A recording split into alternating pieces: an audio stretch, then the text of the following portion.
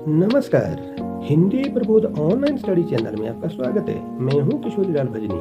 आज की वीडियो में हम करेंगे कवि वरदेव के पदों का वाचन और आसान भाषा में स्वप्रसंग व्याख्या। आइए पाठ्य विषय पर चलते हैं। हंसी की चोट। वाचन। सांसने ही सो समीर गयो अरु, आंसुन ही सब नीर गयो ढरी। तेज गयो गुण ले अपनो, अरु भूमि गई तन की तनता करी। देव जिये मिली वेही की आस हु पास आकाश रह्यो भरी। जा दिन ते मुख फेरी हरे हंसी, हेरी हियो जूलियो हरि जू हरि। प्रसंग।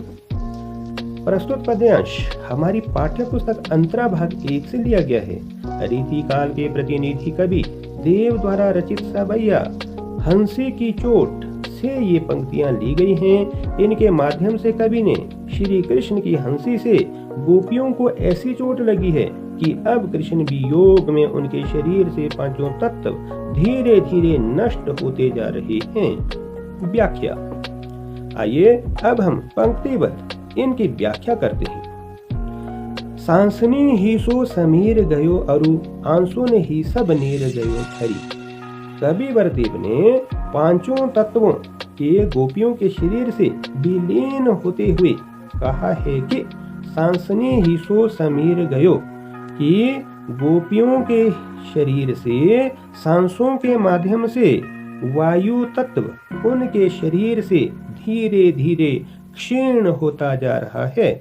आंसुन ही सब नीर गयो ढरी, और आंसुओं के माध्यम से उनके शरीर से कृष्ण वियोग में जल तत्व धीरे धीरे क्षीण होता जा रहा है। तेज गयो गुण ले अपनो, कि उनके शरीर से जो अग्नि तत्व है धीरे धीरे अपनी क्षमता को उनके शरीर से नष्ट करता जा रहा है। और भूमि गई तन की तनता करी, और उनका शरीर कृष्ण के वियोग में धीरे धीरे दुर्बल होता जा रहा है। अर्थात भूमि तत्व भी उनके शरीर से धीरे धीरे नष्ट होता जा रहा है।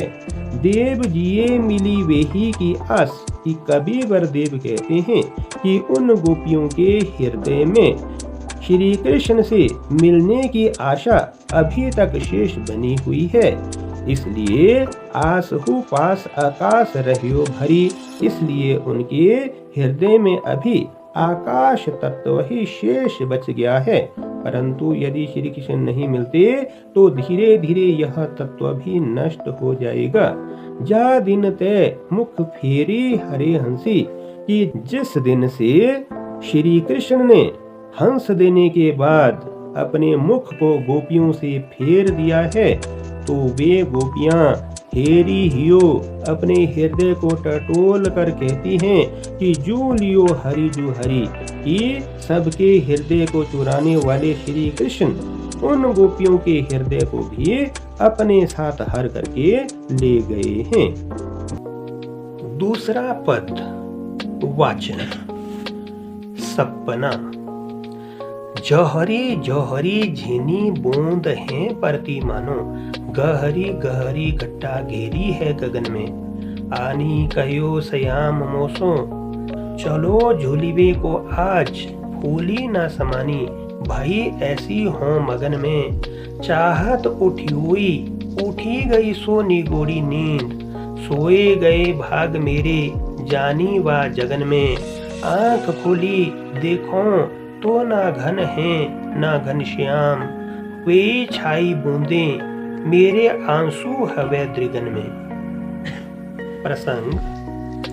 प्रस्तुत कवित्व में कवि ने सपने में गोपी तथा श्री कृष्ण के मध्य संयोग तथा वियोग का मार्मिक चित्रण किया है। व्याख्या। कवि वरदेव कहते हैं कि एक गोपी बड़ा सुंदर सपना देखती है। वह सपने में देखती है कि वह अपनी बहुत सी गोपियों के साथ बातचीत करने में बहुत व्यस्त है। तब तक आसमान में बरसाती बूंदों की झड़ी लगना शुरू हो जाती है। जहरी जहरी झीनी बूंद है परती मानो। ऐसा प्रतीत होता है कि बरसाती बूंदों की झड़ी सी लग गई है। गहरी गहरी घट्टा घेरी है गगन में और गरजती हुई घनघोर घटाएं पूरे आसमान में आच्छादित हो गई है। आनी कहियो सयाम मोसो, ऐसे ही समय में आ करके श्री कृष्ण मुझसे कहने लगे, चलो झूली को आज चलो हम बाग पर झूला झूलने के लिए चलते हैं। फूली ना समानी, तो गोपी कहती है कि अपनी सखियों से कि मैं ये सब सुनकर फूली ना समानी अर्थात अपनी खुशियों का ठिकाना नहीं रख सकी। भाई ऐसी हो मगन में और वह गोपी इतनी मगन हो गई, चाहत उठियोई, ज्यों ही वह उठना चाहती थी उठी गई सो निगोड़ी नींद, तो निर्दयी नींद टूट गई अर्थात निर्दयी नींद ने उसका साथ छोड़ दिया।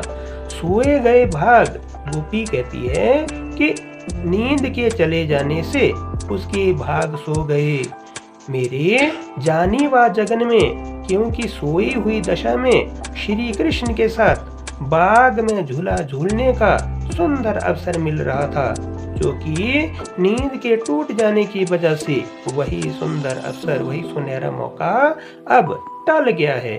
आंख खोली देखो तो ना घन है न घनश्याम। आंख खोलने पर गोपी ने पाया कि वहां पर ना तो बादल हैं ना कहीं श्री कृष्ण हैं। वे छाई बूंदे मेरे आंसू हवे त्रिगन में। गोपी कहती है कि वे जो आंखों में बहने वाली आंसू की बूंदें थी वही मुझे सपने में बरसाती बूंदों की झड़ी के रूप में प्रतीत हो रही थी। तीसरा पद वाचन दरबार। साहिब अंध मो साहिब मूक, सभा बहिरी रंग रीज को माच्यो। भूल्यो तहाँ भटकियो घट, अवघट बूढ़ी बेको कहू कर्म ना बाच्यो। भेष ना सुझियो, कहियो समझियो ना, बतायो सुनियो ना, काहा रुचि राच्यो। देव तहाँ निबरे नटकी, बिगड़ी मती को सगरी निसी नाच्यो। प्रसंग प्रस्तुत सबैया में कवि ने तत्कालीन राज दरबार में पतनशील और निष्क्रिय सामंती व्यवस्था पर कड़ा व्यंग्य किया है। व्याख्या। साहिब अंध मो साहिब मुख, सभा बहिरी रंग रीज को माच्यो। कवि बरदेव कहते हैं कि उस समय का राज दरबार बिल्कुल चाटुकारिता पूर्ण और विलासिता पूर्ण हो गया था, इसलिए राजा अंधे की तरह व्यवहार करने लगा था। मुँह साहिब राजा के मुंह लगे मंत्री मूक गूंगे की तरह व्यवहार करने लगे थे। सभा बहिरी और सभासद बहरे की तरह व्यवहार करने लगे थे, अर्थात वह सुनने के उपरांत भी उसको अनसुना करने लगे थे। रंग रीज को माचियो, इससे ऐसा लगता है कि उस दरबार में जिसके मन में जैसी आ रही थी वे वैसा ही कर रहे थे, इसलिए वहाँ एक तरह का कोलाहल अर्थात अराजकता वाला वातावरण बना हुआ था। भूल्यो तहाँ भटकियो घट, अवघट बूढ़ी बेको काहू कर्म ना बचियो। अर्थात भूल्यो तहाँ भटकियो कि आम लोग वहाँ के वातावरण में किए जाने वाले काम के बारे में समझ नहीं पाते थे, क्योंकि उनके पास कोई भी अच्छा कार्य करने के लिए बचा ही नहीं था, अर्थात उनके कर्म सब दुष्ट प्रवृत्ति के हो गए थे, इसलिए वे उसी प्रकार के कामों में ही सब डूब गए थे।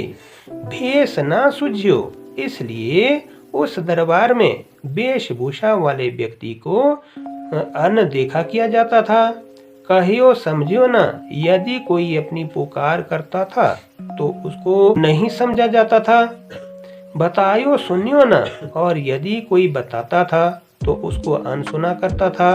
कहा रुचि राचियो, क्योंकि उन लोगों को कहीं भी रुचि नहीं लगती थी। देव तहाँ निबरे नटकी, बिगड़ी मती को सगरी निसी नाचियो, कि कवि बरदेव कहते हैं कि उस दरबार की हालत वैसी हो गई थी जैसे अपनी प्रतिभा से भटके हुए कलाकार की बिगड़ी हुई मति के कारण यदि वह पूरी रात भर भी नृत्य करता रहे तो लोग उसके नृत्य को नहीं समझ पाते थे, अर्थात उसकी प्रतिभा के प्रदर्शन की ओर कोई भी ध्यान नहीं दिया जाता था।